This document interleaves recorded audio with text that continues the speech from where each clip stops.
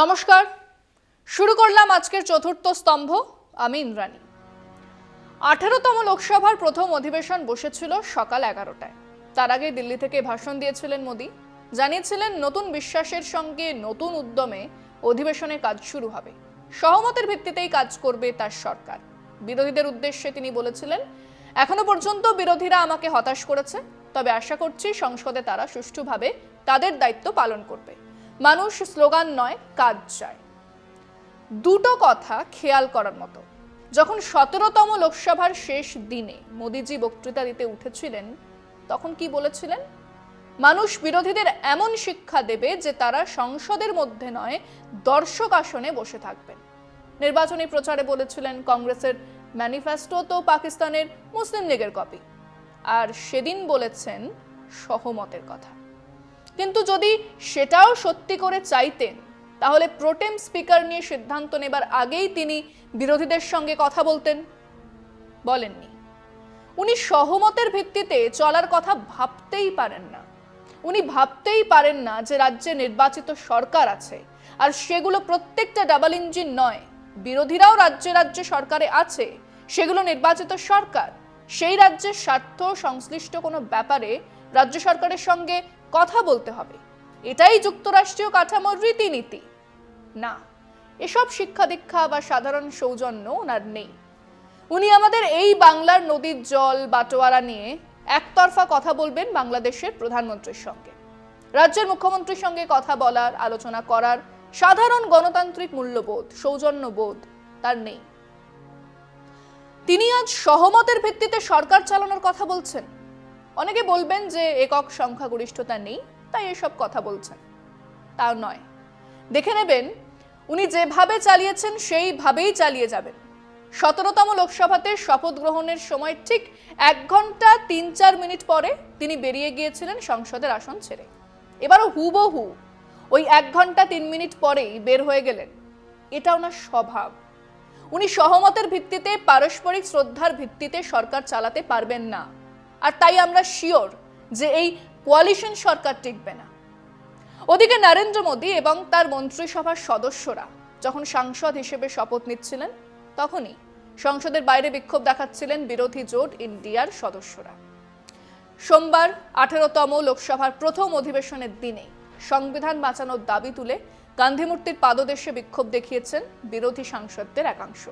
সেখানে হাতে সংবিধান নিয়ে বিক্ষোভ দেখিয়েছেন কংগ্রেসের সোনিয়া গান্ধী, মল্লিকার্জুন খার্গে, তৃণমূলের সুদীপ বন্দ্যোপাধ্যায়, সৌগত রায়, সমাজবাদী পার্টির ডিম্পল যাদব, ডিএমকের কানি মঝিরা। হ্যাঁ, ছিলেন মহুয়া মৈত্র।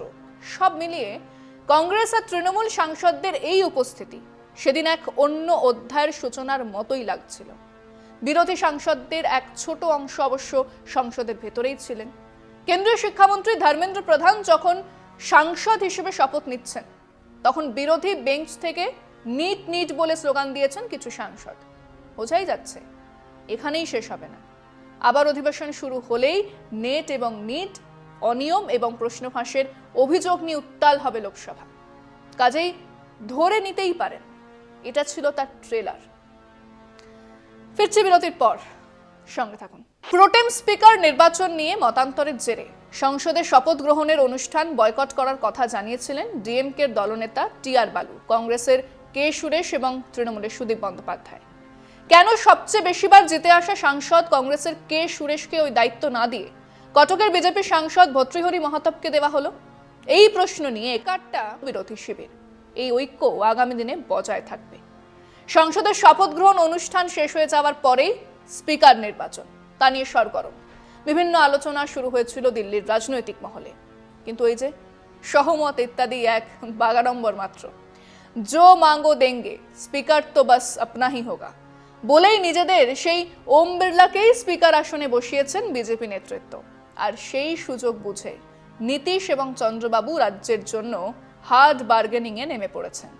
অমরাবতীতে নতুন রাজধানী খানিক ইন্দ্রপ্রস্থের মতো তৈরি করতে চান চন্দ্রবাবু। প্রচুর পয়সার দরকার। বেশ কিছুটা পয়সা আসছে বিশ্বজোড়া তেলেগু এনআরআইদের কাছ থেকে, যারা ওই রাজধানীর মধ্যেই বড় বড় housing, restaurant chain, school, college খুলতে চান। সে পয়সা আসছে হু হু করে। আর তার উপরে কেন্দ্র সরকারের টাকা আসলে 3-4 বছরের মধ্যে তৈরি অন্ধ্রপ্রদেশের নতুন রাজধানী হবে আগামী নির্বাচনে চন্দ্রবাবু নাইডুর তুরুপের তাস। কাজেই তিনি এই সরকারকে খুব বেশি ঘাঁটাবেন না, কেবল তার নজর থাকবে মুসলমান ভোটের দিকে, কারণ ওই মুসলমান ভোট না পেলে আবার নির্বাচিত হওয়াটা বেশ মুশকিল হবে। ওদিকে নীতিশ কুমার গো ধরেই আছেন বিহারকে বিশেষ রাজ্যের তালিকায় আনতে, যা নিয়ম মাফিক সম্ভব নয়। মাত্র 1 বছরের মধ্যেই অক্টোবর-নভেম্বর 2025-এ বিহারে নির্বাচন। কাজেই নীতিশকে প্রস্তুতি নিতে হচ্ছে। তিনি যে কেবল বিশেষ রাজ্যের তালিকাতে বিহারকে নিতে চাইছেন তাও নয়, তিনি রাজ্যে সম্রাট চৌধুরী এবং আরও কয়েকজন বিজেপি নেতাকে নিয়ে খুশি নন। সেটা প্রকাশ্যেও বুঝিয়ে দিয়েছেন, সাফ বলেছেন ওই সম্রাট চৌধুরীকে পাগড়ি খুলতেই হবে। যাদের মনে নেই তাদের জন্য বলছি, বিজেপির এখন উপমুখ্যমন্ত্রী সম্রাট চৌধুরী নীতিশ তেজস্বী মন্ত্রিসভা তৈরি হবার পরে বলেছিলেন, নীতিশকে না হারানো পর্যন্ত মাথার পাগড়ি খুলব না। কিন্তু নীতিশ আবার দল বদলেছেন, তিনি হয়েছেন তারই উপমুখ্যমন্ত্রী, কিন্তু পাগড়ি খোলেননি। নীতিশ সাফ জানিয়েছেন ওটা খুলতে হবে। সম্রাট চৌধুরীর পাগড়ির চেয়ে মোদিজির গদি অনেক বড়, তাই সম্রাট চৌধুরী পাগড়ি খুলেছেন।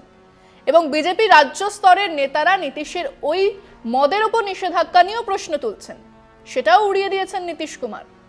কিন্তু সব মিলিয়ে নাইডুর চেয়ে বিজেপির মাথা ব্যথা আপাতত নীতিশকে নিয়ে, সেটা পরিষ্কার। আরো একটা বিরতির পর ফিরছি, সঙ্গে থাকুন। মোদিজি এর মধ্যেই যথারীতি 7 সকালে 11টা নাগাদ ওনার ওয়ান ওয়ে কমিউনিকেশন মন কি বাত নিয়ে উনি হাজির হয়েছেন। লোকসভা রাজ্যসভাতে মুখ খুলেছেন, কিন্তু যা দেশের মানুষ জানতে চাইছিল তার একটা কথাও বলেননি। আমরা মাত্র এই কটা বিষয়ে ওনার কিছু কথা শুনতে চাইছি। 1, ওনার তো 56 ইঞ্চি সিনা, ছাতি। আমি বলছি না, উনিই বলেন। তো এই 56 ইঞ্চি ছাতি নিয়ে 1 বছর 2 মাস অব্দি মণিপুরে যেতে পারলেন না কেন? কিসের ভয়? উনি জওহরলাল হবেন? ব্রিটিশের জেলে 9 বছর কাটিয়েছেন, উনি মনে মনে তার সমকক্ষ হতে চান। কিন্তু তার শিক্ষা দীক্ষা ছেড়েই দিলাম, তার দেশপ্রেমের কথাও ছেড়ে দিলাম, তার সাহিত্য কীর্তির কথাও ছেড়ে দিলাম। কেবল মানুষ হিসেবে তার সাহস, রুখে দাঁড়ানোর ক্ষমতা, ওই হিংস্র ব্রিটিশদের বিরুদ্ধে দেশের প্রতিটা কোণে গিয়ে তিনি হাজির হয়েছিলেন, সেইটুকু ক্ষমতাও মোদিজির আছে। প্রতিদিন 1,20,00,000 টাকা সিকিউরিটির জন্য খরচ করার পরেও দেশের প্রধানমন্ত্রী 1 বছর 2 মাস পরে জ্বলতে থাকা দেশের এক জনগোষ্ঠীর সামনে হাজির হবার সাহসটুকুও দেখাতে পারলেন না। 2, আপনার মন কি বাতেতে বললেন না কেন যে এই পরীক্ষার প্রশ্নপত্র লিক হবার পেছনে কারা, এবং আপনি এ বিষয়ে এখনো চুপ করে বসে আছেন কেন? এটা তো আপনার সেই পৃথিবীতে কোথাও না থাকা এন্টায়ার পলিটিক্যাল সায়েন্সের পরীক্ষা নয়। 3, কৃষকদের মিনিমাম সাপোর্ট প্রাইসের গ্যারান্টি কবে দেবেন? তাদের এই দাবি নিয়ে সরকার কি ভাবছে? 4, মাত্র 5 দিন আগেও ছত্তিশগড়ে 2 জন সংখ্যালঘু মুসলমান মানুষকে গরুর মাংস পাচার করেছে এই অপরাধে পিটিয়ে মারা হলো। আর কতদিন এই অন্যায় চলবে? 5, নির্বাচনী বন্ড বেআইনি, সুপ্রিম কোর্টের রায়, কিন্তু বিজেপি এই বন্ডের মাধ্যমে সবচেয়ে বেশি টাকা, একলাই প্রায় 60% টাকা পেয়েছে। এটা নিয়ে কবে সিবিআই তদন্ত হবে? আপনার মন কি বাতেতে বলেননি, সংসদেও বলেননি, আর কবে বলবেন? আর যদি মনে হয় আপনার আগড়ুম বাগড়ুম মানুষ শুনবে আর বিশ্বাস করবে, তাহলে শুনে রাখুন, মানুষ ট্রেলারটা দেখিয়েছে। এবার দেশ জুড়ে আসল সিনেমাটা শুরু হবে, আর সেই সিনেমার শেষে পরাজিত নায়কের ভূমিকায় দেশের মানুষ দেখবে আর চিৎকার করবে, দড়ি ধরে মারো টান, রাজা হবে খান খান। আজ এ পর্যন্তই। শুভরাত্রি।